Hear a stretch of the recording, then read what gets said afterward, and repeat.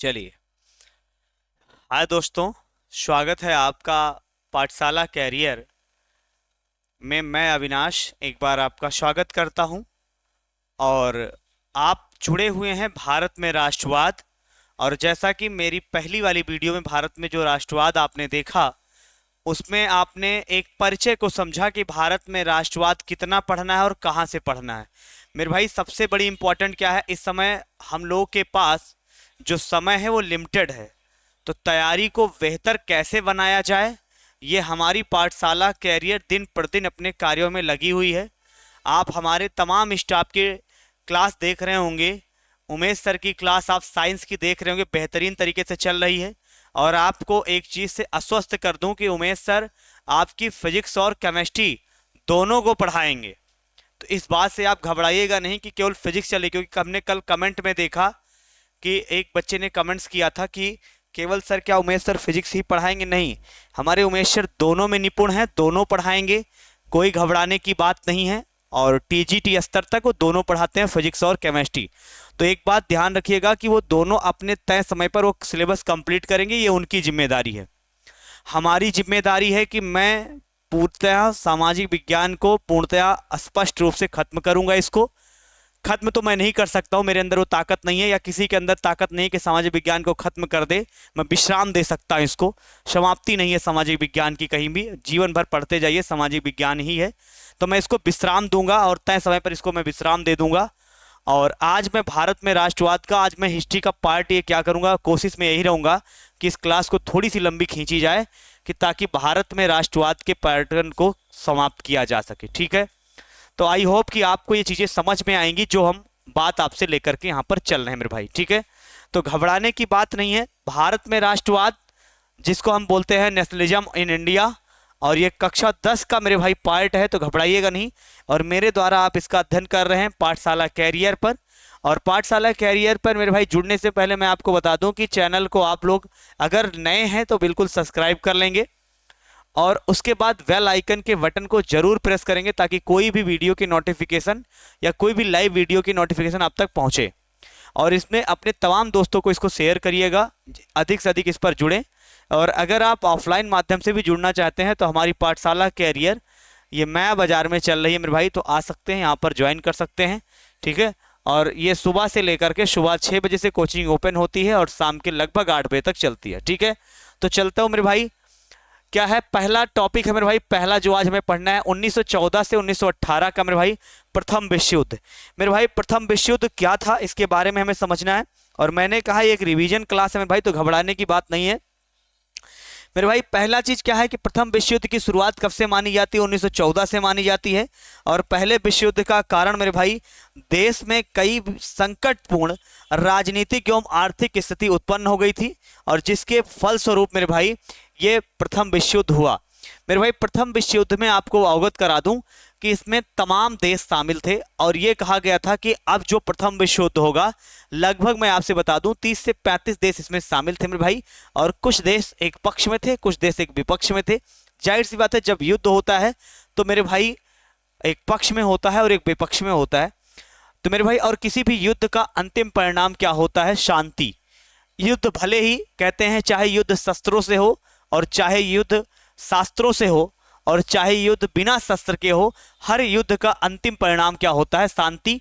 मेरे भाई 1914 में यह विश्व युद्ध शुरू हुआ, प्रथम विश्व युद्ध, और जा करके 1918 पे मेरे भाई प्रथम विश्व युद्ध समाप्त होता है। और उसी के फलस्वरूप मेरे भाई रक्षा बजट बहुत अधिक वृद्धि करनी पड़ी, और रक्षा बजट पर खर्च धन की भरपाई भी हुई। और इस पर सबसे ज़्यादा अगर मैं कहूँ मेरे भाई, तो ज़्यादातर यहीं से मेरे भाई खिलाफत आंदोलन की शुरुआत हो जाती है। और दूसरी एक कहानी आती है मेरे भाई इसी में, 1918 में जब प्रथम विश्व युद्ध समाप्त होता है। 1918 से 1919 में मेरे भाई सन्यासी बाबा रामचंद्र द्वारा उत्तर प्रदेश के किसानों को संगठित किया गया। अब आप कहेंगे ये क्या था मेरे भाई, इसका क्या मामला था, इस पर क्या चीज़ें रहीं। मैं आपसे अगर बात करूं तो जाहिर सी बात है कि अब यहीं पर सत्याग्रह के विचार लोगों के मन में जागृत होंगे। और जब ये प्रथम विश्व युद्ध समाप्त होता है 1918 से, तो उसी 1918 और 19 में सन्यासी बाबा रामचंद्र द्वारा उत्तर प्रदेश के किसानों को एक किया जाता है और संगठित करके इनको आगे बढ़ाने का कार्य किया जाता है। मेरे भाई अगर मैं कहूँ तो जितने भी ये खिलाफत आंदोलन हुए, जितने भी रॉलेट एक्ट हुए, या जितने भी मैं कह सकता हूँ कि नमक कानून तोड़े गए मेरे भाई, ये जितनी भी कहानी हुई है मेरे भाई, सब के सब केवल और केवल एक के लिए कि प्रथम मतलब कुल मिलाकर के कैसे इसको शांति की तरफ ले जाया जा सके। अर्थात प्रथम विश्व युद्ध में थोड़ा सा अगर आप कॉन्सेप्ट सीखेंगे मेरे भाई तो थोड़ा सा आपको कॉन्सेप्ट बता दें कि जो प्रथम विश्व युद्ध हुआ मेरे भाई, ध्यान रखना कि अगर आप इतना ही पढ़ लेते हैं, कह सकते हैं कि प्रथम विश्व युद्ध क्या है मेरे भाई, तो आप कहेंगे प्रथम विश्व युद्ध के कारण, प्रथम विश्व युद्ध के मेरे भाई क्या है, तो आप कहेंगे प्रथम विश्व युद्ध के कारण विश्व के मेरे भाई, विश्व के जो अन्य देश थे, विश्व के अन्य देश या देशों के समान, अन्य देशों के या अन्य देश के मेरे भाई क्या है, तो आप कहेंगे समान भारत की मेरे भाई कह सकते हैं राजनीतिक, भारत की क्या है मेरे भाई, तो आप कहेंगे राजनीतिक, भारत की मेरे भाई सामाजिक, राजनीतिक, सामाजिक और आर्थिक स्थिति में, आर्थिक स्थिति में, आर्थिक स्थिति में भी, आर्थिक स्थिति में भी हम कह सकते हैं कि अनेक परिवर्तन हुए, अनेक परिवर्तन हुए देश में मेरे भाई प्रायः, देश में प्रायः कह सकते हैं कि सभी वस्तुओं, प्रायः सभी वस्तुओं की कीमतें मेरे भाई, प्रायः सभी वस्तुओं की कीमतें कैसी होने लगी मेरे भाई, कह सकते हैं दुगनी हो गई, जिसके परिणाम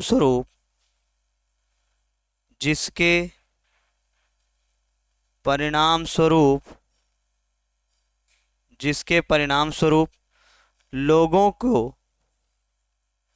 लोगों को कठिनाइयों का सामना करना पड़ा, या लोगों की कह सकते हैं लोगों की कठिनाइयाँ बढ़ गई। मेरे भाई किसी भी युद्ध की एक ही मैं कहूँगा कि जब कोई युद्ध, कहना तो बहुत आसान होता है कि युद्ध करते हैं, लेकिन जब कोई युद्ध शुरू होती है मेरे भाई तो जाहिर सी बात है कि उस युद्ध के जो परिणाम होते हैं वो कहीं ना कहीं बहुत घातक होते हैं, और इस युद्ध के भी परिणाम बहुत ही घातक हुए मेरे भाई। और इस युद्ध के परिणाम इतने ज़्यादा घातक हुए मेरे दोस्त कि हम कह सकते हैं कि जब यह प्रथम विश्व युद्ध समाप्त हुआ, देखा गया देश में भारत की भी राजनीतिक, सामाजिक, आर्थिक स्थिति में भी अनेक परिवर्तन हुए और सभी वस्तुओं की कीमतें क्या हुई, दोगुनी बढ़ गई, जिसके परिणाम स्वरूप लोगों को अनेक कठिनाइयों का मेरे भाई क्या हुआ, सामना करना पड़ा। और मेरे भाई अगर मैं कहूँ यहीं से जब ये प्रथम विश्व युद्ध चल रहा था, और प्रथम विश्व युद्ध चल ही रहा था मेरे भाई, तो आप कहेंगे प्रथम विश्व युद्ध चल ही रहा था, तो 1915 ईस्वी में, 1915 ईस्वी में मेरे भाई अगर कहा जाए कि महात्मा गांधी, ध्यान रखना मेरे भाई, ये कहाँ से, तो आप कहेंगे दक्षिण अफ्रीका, महात्मा गांधी कहाँ से मेरे भाई, तो आप कहेंगे दक्षिण अफ्रीका से मेरे भाई कहाँ आए, तो आप कहेंगे भारत वापस लौटे। दक्षिण अफ्रीका से मेरे भाई क्या हुआ, भारत वापस लौटे। आप कहेंगे दक्षिण अफ्रीका से भारत वापस लौटे, तो दक्षिण अफ्रीका ये करने क्या गए थे। महात्मा गांधी एक दादा अब्दुल्ला थे, गुजरात के व्यापारी थे, क्या नाम था उनका, दादा अब्दुल्ला थे, जो कि गुजरात के व्यापारी थे, और उन्हीं का केस लड़ने के लिए साउथ अफ्रीका गए। और साउथ अफ्रीका में जब ये गए वहाँ पर केस लड़ने के लिए, तो केस तो लड़े ही लड़े, लेकिन वहाँ पर साउथ अफ्रीका में बड़ा भेदभाव चल रहा था, क्योंकि साउथ अफ्रीका पर भी अंग्रेज़ों का कब्जा था। तो उस समय उन्होंने वहाँ पर एक केस लड़ा, और कहने का मतलब उन्होंने सबसे पहला आंदोलन वहीं पर चलाया। पूछा भी जाता है कि गांधी जी का सबसे पहला आंदोलन कौन सा था, तो वो रंगभेद आंदोलन था। उन्होंने देखा गया अंग्रेज जो थे वो साउथ अफ्रीका के लोगों के खिलाफ एक आंदोलन चला रहे थे। मतलब एक साउथ अफ्रीका के लोगों के साथ में कहीं ना कहीं अगर कहा जाए तो भेदभाव किया जा रहा था। और किसका? काले और गोरे रंग का। ठीक है, कि ये लोग गोरे थे और साउथ अफ्रीका के लोग काले थे, तो इनका भेदभाव किया जा रहा था। और इसी भेदभाव को मिटाने के लिए उन्होंने सबसे पहला वही आंदोलन छेड़ा जिसका नाम था क्या मेरे भाई? रंग भेद आंदोलन। क्या था? रंग भेद आंदोलन। मेरे भाई गांधी जी ही थे वहीं पर, कहां पर? फिनिक्स नाम की आश्रम की स्थापना की। बोला जाता है गांधी जी ही थे जो कि साउथ अफ्रीका में मेरे भाई किसे? तो आप कहेंगे फिनिक्स, फिनिक्स आश्रम की स्थापना की। सबसे पहला गांधी जी का आश्रम मेरे भाई कौन सा था? तो कहेंगे फिनिक्स आश्रम। और इन्होंने कहाँ इसकी स्थापना की? तो कहेंगे साउथ अफ्रीका में। और ध्यान रखना, ये मेरे भाई 1915 में भारत वापस लौटे हैं और लौटेंगे। तो यहाँ पर मेरे भाई कब डेट क्या थी? तो इन्होंने जो डेट थी मेरे भाई जब ये लौटते हैं वो डेट होती है मेरे भाई कब? तो आप कहेंगे 9 जनवरी। तो 9 जनवरी 1915 को मेरे भाई गांधी जी वापस भारत लौटते हैं। और इसी 9 जनवरी को आज हम अगर कहें तो इसे प्रवासी दिवस के रूप में मनाया जाता है। किसे? तो आप कहेंगे इसे हम प्रवासी दिवस के रूप में, प्रवासी दिवस के रूप में क्या करते हैं मेरे भाई? मनाते हैं। तो प्रवासी दिवस के रूप में इसे हम मनाते हैं। ठीक है, अब ये जब 1915 में लौटते हैं तो प्रथम विश्व युद्ध अपने भारत में चल भी रहा था। और तो ये क्या करते हैं, भारत आने के बाद गांधी जी ने देश के अनेक स्थानों पर सत्याग्रह व आंदोलन का संचालन किया। गांधी जी जब यहाँ आते हैं मेरे भाई 1915 में, तो इन्होंने देश के अनेक हिस्सों पर मेरे भाई क्या किया? तो इन्होंने सत्याग्रह आंदोलन किए। क्या किया मेरे भाई? तो आप कहेंगे सत्याग्रह आंदोलन किए। देश के अनेक हिस्सों पर मेरे भाई इन्होंने सत्याग्रह आंदोलन किए। किसने मेरे भाई? तो आप कहेंगे गांधी जी ने। और अगर पूछा जाएगा ये कब आए हैं, तो 1915 में। और गांधी जी ने यह तमाम आंदोलन किए। सबसे पहला इनका आंदोलन जो बहुत ज़्यादा फेमस और पूछा भी जाता है ये कि सबसे पहला आंदोलन, तो इनका मेरे भाई कौन सा था? 1917 में। 1917 में भाई सबसे पहला आंदोलन इनका था। 1917 में भाई कौन सा आंदोलन था? तो आप कहेंगे चंपारण का आंदोलन। कौन सा था मेरे भाई? तो आप कहेंगे चंपारण का आंदोलन। ठीक है, या हम कह सकते हैं कि इन्होंने बिहार के चंपारण, ये चंपारण है कहाँ मेरे भाई? तो आप कहेंगे बिहार के चंपारण। और बिहार के चंपारण का इन्होंने दौरा किया और अंग्रेजों की जो दमनकारी बागान व्यवस्था थी उसके विरुद्ध इन्होंने किसानों के लिए संघर्ष के लिए प्रेरित किया। मेरे भाई सबसे पहले अगर कहा जाएगा तो इनका सबसे पहला सत्याग्रह कहाँ हुआ? 1917 में चंपारण बिहार में हुआ। और इन्होंने किसानों को प्रेरित किया था। किसको मेरे भाई? तो आप कहोगे किसानों को। किसानों को इन्होंने क्या किया था मेरे भाई? तो आप कहेंगे प्रेरित किया था।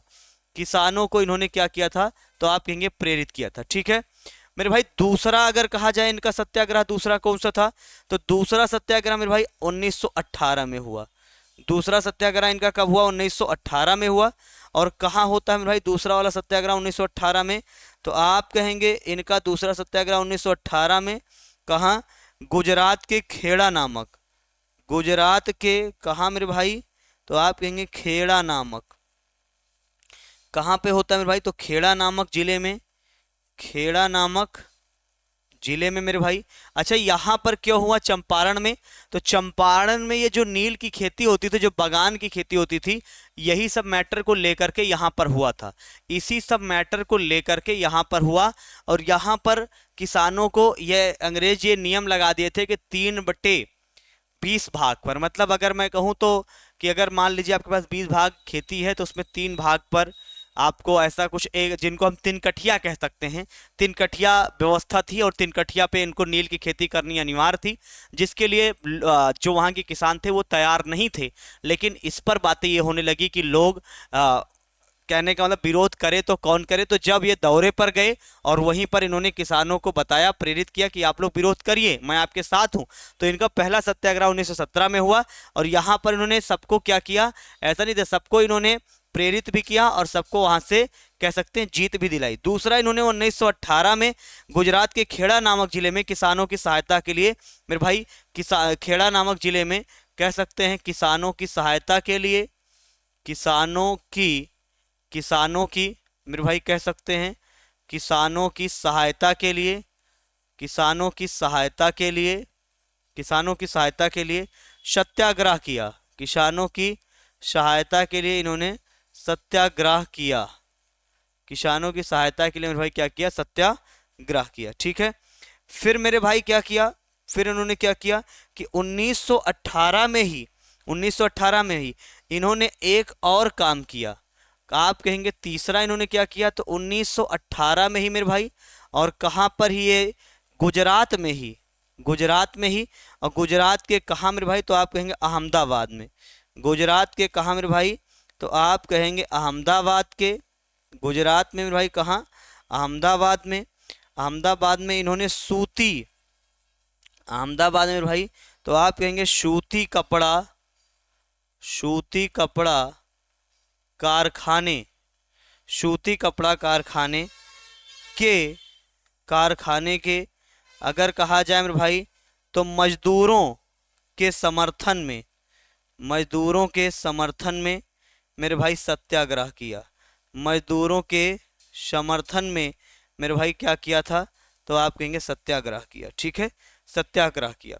तो ये लगातार मेरे भाई इसी तरह सत्याग्रह करते गए, और इसीलिए गांधी जी का, मैंने कहा था कि भारत में राष्ट्रवाद में गांधी जी का रोल अपने आप में बहुत ही अहम हो जाता है। और किस लिए हो जाता है? ये इसीलिए हो जाता है क्योंकि गांधी जी का जो दायरा है, गांधी जी का जो हिस्सा मेरे भाई वो लाजवाब है इसमें, है ना।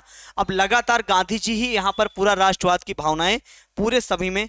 फिर मेरे भाई इसी में एक और बातें आती हैं, इन्होंने समर्थन भी दिया 1918 में, और कारखाने मजदूरों के समर्थन से सत्याग्रह आंदोलन किए, और इस आंदोलन में उन्हें सफलता में मिले, और यह अपने देश के खिलाफ ही आंदोलन था, इस बात का ध्यान रखना मेरे भाई। फिर एक और बातें होती हैं क्या? तो आप कहेंगे एक बात और होती है, कौन सी? तो आप कहेंगे चौथी क्या होती है मेरे भाई? अप्रैल 1919 में क्या होता है?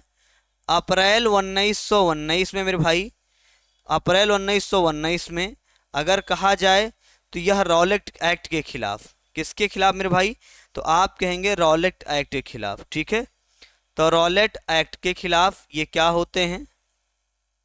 एक मिनट,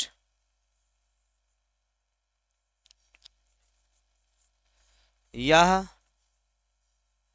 रॉलेट एक्ट के खिलाफ, रॉलेट एक्ट के खिलाफ, रॉलेट एक्ट के खिलाफ इन्होंने मेरे भाई गांधीवादी, गांधीवादी हड़ताल, गांधीवादी हड़ताल, जलियांवाला, जलियांवाला बाग हत्याकांड, जलियांवाला बाग हत्याकांड।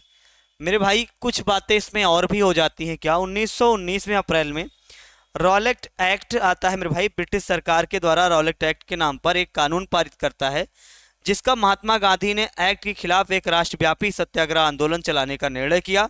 और मेरे भाई इसी 13 अप्रैल एक घटना होती है भाई, कब? तो आप कहेंगे 13 अप्रैल 1919 को क्या होती है? 13 अप्रैल 1919 जलियांवाला बाग हत्याकांड होता है। और इस दिन अमृतसर में शांतिपूर्ण सभा कर रहे जो मेरे भाई कह सकते हैं सत्याग्रही लोग थे, उन पर क्या होता है कि जनरल डायर जो होता है, जनरल डायर वो गोलियां चलवा देता है, और गोलियां चलवाने से मेरे भाई कितने किसान, कितने लोग मारे जाते हैं। और इसी से नाखुश होकर के मेरे भाई जब ये गोलियां चलवा देता है, इसी से नाखुश होकर के इसका विरोध किया जाता है। और प्रबल विरोध मेरे भाई कब दिखता है? और इसी का बदला लेने के लिए, इसी का बदला लेने के लिए मेरे भाई प्रबल विरोध अगर मैं कहूँ तो सैकड़ों लोग वहीं दम तोड़ देते हैं।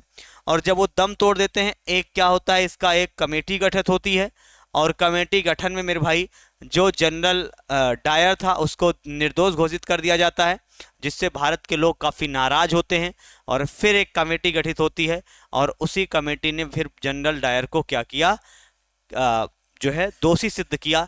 लेकिन ऐसा कुछ भी मेरे भाई जो आपके सिलेबस में है, बस इतना ही है कि जलियांवाला बाग हत्याकांड हुआ, तो इतना ही पूछेगा कब हुआ, तो 13 अप्रैल 1919 को हुआ।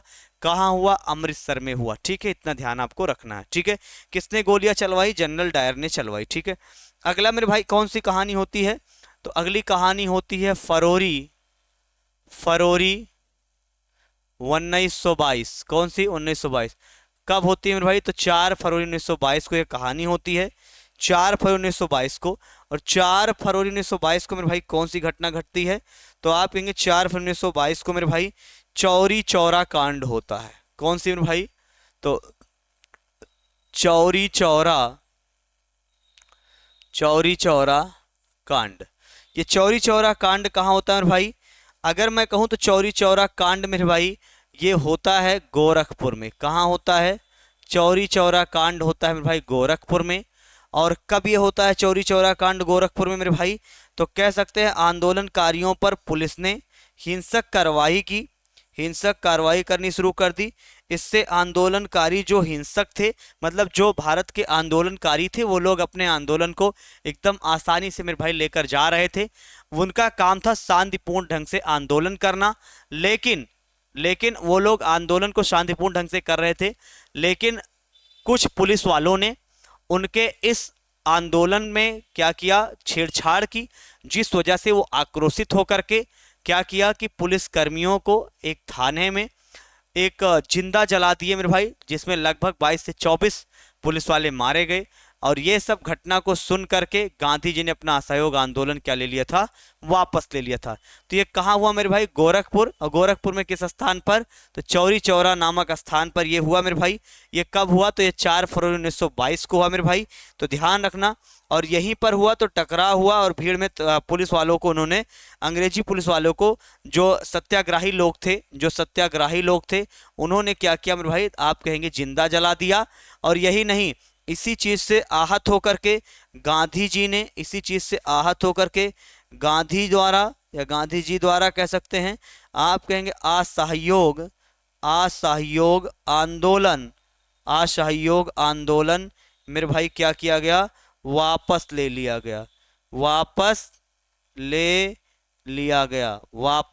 गया। ठीक है, इसी से आहत होकर के आंदोलन को क्या ले लिया गया? वापस ले लिया गया। तो इतना आपको ध्यान में रखना, ठीक है मेरे भाई। अगर मैं कहूं फिर अगली घटना मेरे भाई कौन सी होती है? इसके बाद की घटना, गोरखपुर के बाद 1928 में मेरे भाई साइमन कमीशन आता है। कौन आता है भाई? तो 1928 में मेरे भाई साइमन आता है। 1928 में कौन आता है मेरे भाई? तो आप कहेंगे साइमन कमीशन आता है। और कहाँ आता है मेरे भाई? तो आप कहेंगे साइमन कमीशन भारत आता है। 1928 में मेरे भाई साइमन कमीशन भारत आया और इसका भारत में मेरे भाई प्रबल विरोध हुआ और लोगों ने इसका जम के विरोध किया। इसी विरोध में मेरे भाई लाला लाजपत राय की मृत्यु भी हो गई थी, लाठी चार्ज होने पर, लाठी के लग जाने पर। ठीक है, फिलहाल उनको चोटिल हुए थे, बाद में उनकी मृत्यु हुई थी, लेकिन माना जाता है इसी से हुआ। तो 1928 में भारत आया और भारतीय आंदोलनकारियों ने साइमन कमीशन वापस जाओ के नारे लगाए, प्रदर्शनी किया, विरुद्ध में उसके आंदोलन खड़ा कर दिया। और यहीं पर आंदोलन में कांग्रेस के साथ मुस्लिम लीग ने भी भाग लिया था। तो ध्यान रखना, यहीं पर मेरे भाई कांग्रेस के मेरे भाई क्या है, कांग्रेस के साथ में मुस्लिम लीग ने भी भाग लिया था। किसने? मुस्लिम लीग ने भी मेरे भाई क्या लिया? भाग लिया। ठीक है, मुस्लिम लीग ने भी मेरे भाई क्या लिया? तो भाग लिया था। और यहीं से साइमन कमीशन को वापस जाने की बातें की गई और साइमन गो बैक के क्या लगाए गए? नारे लगाए गए, है ना। तो मेरे भाई इस बात का ध्यान रखना। बस अब कुछ टॉपिक और आपका बचा है मेरे भाई। क्या क्या बचा है? कल हम आप लोगों को पढ़ा देंगे अधिवेशन, और कल ये भारत में राष्ट्रवाद का काम क्या हो जाएगा?